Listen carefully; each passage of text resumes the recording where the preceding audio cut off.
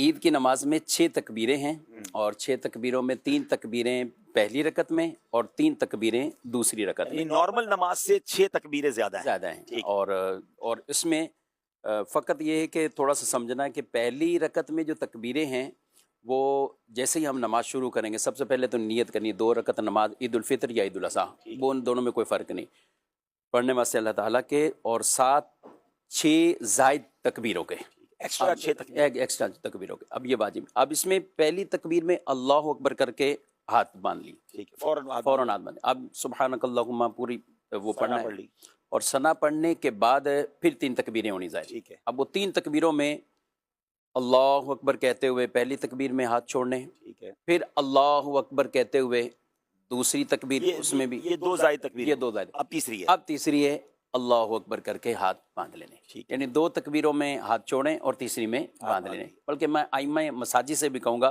کہ آپ کی اس آواز سے بھی لوگوں کو تھوڑا سا یہ محسوس ہو جائے کہ یہاں چھوڑنے یہاں باندھ رہے ہیں، تھوڑی آواز اس میں تھوڑی سی تکبیر اس انداز سے کر لیں، اور اس میں تھوڑی سی یعنی اس میں اللہ اکبر یہ کیا، یہ طویل کر دی. اب جہاں ہاتھ باندھنے ہیں تو وہاں پہ اللہ اکبر، تو یوں کر کے لوگوں کا بھی ٹھیک ہو گیا. اب اس کے بعد تلاوت ہوگی، قرات ہوگی، اور پہلی رکعت سورہ فاتحہ جو بھی سورت پڑھیں امام صاحب تو وہ ختم ہوگی. پھر دوسری کے لیے جب کھڑے ہونا ہے تو پہلے تلاوت ہوگی، دوسری میں پہلے تلاوت ہوگی، سورہ فاتحہ، سورہ کوئی بھی سورت مبارکہ وہ پڑھیں گے، امام مقتدیوں کو خاموش رہنا ہے، اور پھر 3 تکبیریں کہنی. پھر لگاتار جو 3 تکبیریں ان میں تینوں میں اللہ اکبر کہتے ہوئے ہاتھ کو چھوڑ دینا، پھر اللہ اکبر، پھر ہاتھ چھوڑ دینے، پھر تیسری تکبیر اللہ اکبر، یہ ہاتھ چھوڑائیں. 6 پوری ہو گئی، یہ 6 ہوگی پوری. اب رکوع کی تکبیر اللہ اکبر کہتے ہوئے، اس کو بھی اسی طرح اگر شارٹ تکبیر کر دے تو پتہ چل جائے گا کہ اب رکوع میں جانا ہے. رکوع میں جانا ہے. ٹھیک ہو گیا. اچھا یہ تو تکبیر ہو گیا. اب اس میں کچھ کنفیوژنز یہ ہوتی ہیں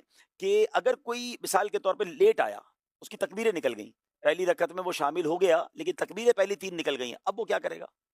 دیکھیں امام صاحب نے اگر تکبیریں کہہ لی ہیں، تلاوت شروع کر دی ہے، اب اگر کوئی مقتدی شامل ہوا ہے تو اسے آتے ہی وہ تکبیریں کہہ لینی چاہیے. پہلی تو تکبیر تحریمہ، یہ تو فرض ہے، تو وہ اللہ اکبر کر کے جو تکبیر تحریمہ وہ اس کی ہو گئی. اب اس کے بعد مقتدی کو لگاتار وہ 3 تکبیریں کہہ لے، ہاتھ اٹھائے گا، بالکل ہاتھ اٹھائے گا، اللہ اکبر اور اللہ اکبر، اسی طرح پھر اس نے اللہ اکبر کر کے ہاتھ باندھ لیا، چاہے تلاوت چل رہی ہے، تلاوت چل رہی ہے، یہاں اس کی اجازت ہے. اور یہ 3 تکبیریں کر کے یہ شامل ہو جائیں گے اور یوں اپنی نماز کو. اچھا اب رکوع میں اگر وہ شامل ہو رہا ہے تو؟ ہاں رکوع میں اگر کوئی مقتدی اتنا ہی لیٹ ہو گیا اور عید والے دن ہی لیٹ ہو گیا اتنا، تو اب بھی یہ کہ اگر امام صاحب کی عادت پتہ ہے کہ تھوڑا سا رکوع لمبا کرتے ہیں، تو پھر جیسے ہی آئیں اللہ اکبر کر کے انہوں نے تکبیر تحریمہ کر لی، یہاں ہاتھ نہ باندھیں، کیونکہ جب بھی امام رکوع میں ہو عام نمازوں میں بھی تو ہاتھ باندھنے کی ضرورت نہیں ہوتی. تو یہ تکبیر تحریمہ کی، اس کے بعد یہ فوراً 3 تکبیریں جلدی اسی طرح یہ کر لیں، 3 تکبیریں ہاتھ اٹھا کے اور رکوع میں شامل ہو جائیں. یہ اس صورت میں جب ان کو پتہ ہے کہ امام کا رکوع ہو جائے گا لمبا ہوتا ہے، لیکن عموماً اس چیز کا اندازہ نہیں ہوتا، تو اس لیے ہم یہ کہیں گے کہ آپ اللہ اکبر کر کے اور پھر آپ رکوع میں چلے جائیں اور یہ 3 تکبیریں رکوع میں کر لیں. ہاں رکوع میں ہاتھ نہیں اٹھانے، صرف 3 بار اللہ اکبر، 3 بار اللہ اکبر اللہ اکبر اللہ اکبر. تو یہ تھوڑا سوال اور مشکل کرتا ہوں، ایک رکعت پوری چلی گئی، اب وہ دوسری رکعت میں کیسے شامل ہو؟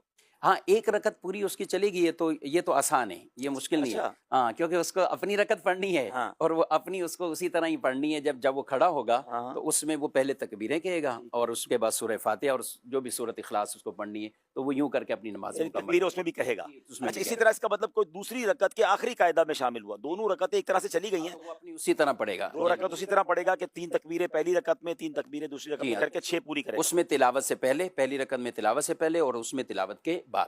ہاں ابھی اس میں یہ ہے ایک صورت کہ جیسے کوئی شخص اس میں ملا ہے، کیا نام ہے، رکوع کے اندر گیا ہے، اب رکوع میں اس نے ابھی 1 تکبیر ہی کہی، امام نے سمیع اللہ لمن حمدہ کا، تو اب اس پر وہ تکبیریں ساکت ہو جائیں گی، یعنی ختم ہو جائیں گی. اب یہ امام سے اس پر کوئی اس پہ کسی. اچھا اب نماز عید ہی چلی گئی، آپ کیا کریں؟ قضا کر لے، اپنی گھر میں پڑھ لے؟ نہیں، نماز عید کی یوں قضا نہیں ہے اور نہ ہی نماز عید الگ سے پڑھی جاتی. ٹھیک ہے، یہ مسئلہ یاد رکھنا، عید کی نماز ہے تو وہ واجب ہے اپنی شرائط کے ساتھ. شہر میں کسی جگہ بھی ہو رہی ہو تو اس کو وہاں جانا ضروری ہوگا. ٹھیک ہے، یعنی یہ ہم دیکھتے ہیں ہمارے کراچی شہر میں 6:55 سے لے کر 10 بجے تک نمازیں ہو رہی ہوتی ہیں. تو آپ کسی بھی جگہ پہ، اور جمعے کے بھی یہی حکم ہے، جمعہ بھی کبھی کسی کا اپنے محلے میں رہ گیا تو اس کو کسی اور جگہ یہ جانا لازمی ہے، وہ اس کی جگہ ظہر نہیں پڑھ سکتا. ہاں جب سب جگہ ہی ہوگی کہ کہیں بھی اب امید ہی نہیں ہے تو اب وہ عید والے دن چاشت کی 4 رکعت پڑھ لیں. اچھا جو عید نہ پڑھے نا لوگ بڑا برا بلا کہتے ہیں یار کمال آدمی عید بھی نہیں پڑھی لیکن فجر نہیں پڑھی اس کا کوئی خیال نہیں ہے تو فجر کی نماز تو فرض ہے نا مفتی صاحب جی وہ بالکل زیادہ لازمی ضروری سی ہے بات زیادہ ضروری ہے ہاں۔ فجر کی. اور اس دن تو مستحبات میں سے محلے کی مسجد میں باقاعدہ اس نماز کو ادا کرنا